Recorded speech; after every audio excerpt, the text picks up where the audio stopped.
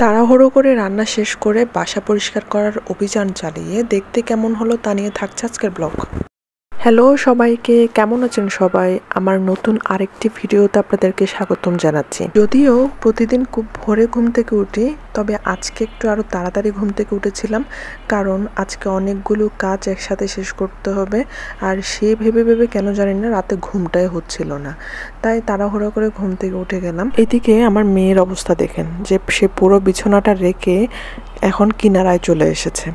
অবশ্যই সে রাতের বেলায় সে পুরো বিছানা জুড়ে 360 ডিগ্রি ঘোরা হয়ে যায় তার, সে এক জায়গায় স্থির থাকে না। তারপর চলে এলাম রান্নাঘরে এসে প্রথমে পুরো রান্নাঘরটা পরিষ্কার করে নিলাম। রান্নাঘর পরিষ্কার করে চুলার মধ্যে প্রথমে ডিম সিদ্ধতে বসিয়ে দিলাম। ডিম সিদ্ধতে বসিয়ে দিয়ে এখন আমি সবজিগুলো কেটে নিব।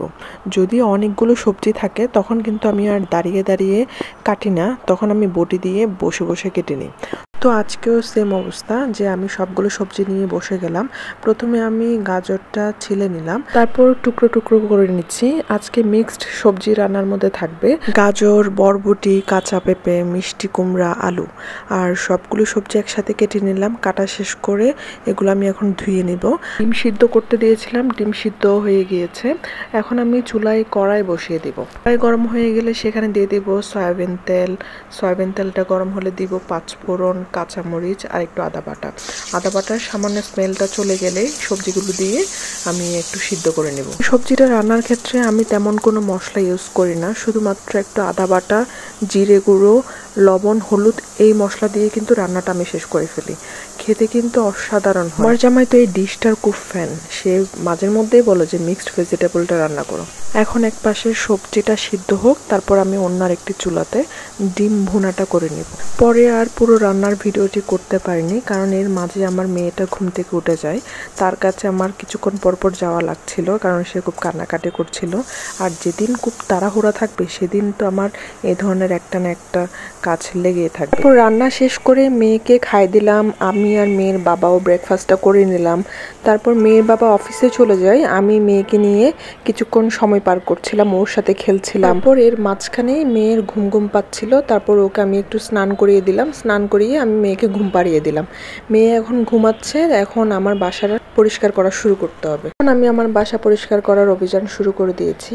মেয়ে ঘুমিয়ে থাকলে যে কোনো কাজ করাটা একটু কঠিন হয়ে যায়, কারণ কোনো শব্দ ছাড়া আস্তে আস্তে কাজ করতে হয়। একটু শব্দ পেলে মেয়ে সজাগ হয়ে যায়। যদিও মেয়ের বাবা বলেছিল যাতে আমি একা হাতে পুরো বাসা পরিষ্কার না করি। আর এদিকে আমি ভাবছিলাম যদি মেয়ের বাবার জন্য আমি অপেক্ষা করি তাহলে সন্ধ্যা হয়ে যাবে তার ফিরতে ফিরতে, তখন আর আসলে বাসাটা পরিষ্কার করা হবে না। আর এদিকে বাসাটা পরিষ্কার করতে পারছিলাম না বলে আমার মেয়েটা একটা রুমের মধ্যে বন্দি হয়ে আছে, কারণ সে তো এখন হাঁটা শিখে গেছে। একটা রুমের মধ্যে রাখাটা খুব টাফ হয়ে যায়, তাই আমি আর মেয়ের বাবার জন্য অপেক্ষা না করে নিজে নিজে কাজটা শুরু করে দিয়েছি।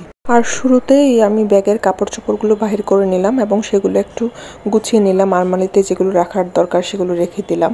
তারপর একটু একটু করে কাজ এগোতে থাকলো। এমন করে করে এই অগোছালো এই ড্রয়িং রুমটা আমি গুছিয়ে নিলাম এবং আপনাদেরকে আগে এবং পরের ভিডিওটা দেখাচ্ছি। এটা হচ্ছে ড্রয়িং রুমটা গোছানোর আগের ভিডিও।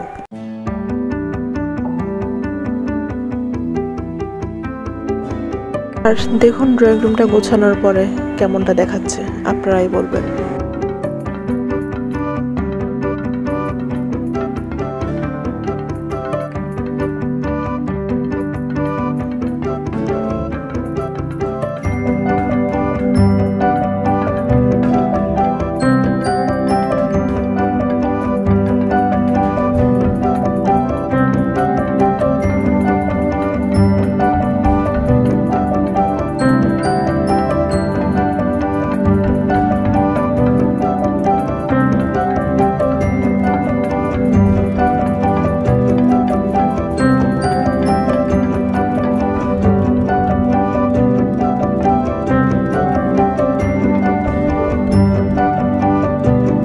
আজ এ পর্যন্ত। ভিডিওটি কেমন লেগেছে জানাবেন। ধন্যবাদ সবাইকে ভিডিওটি দেখার জন্য।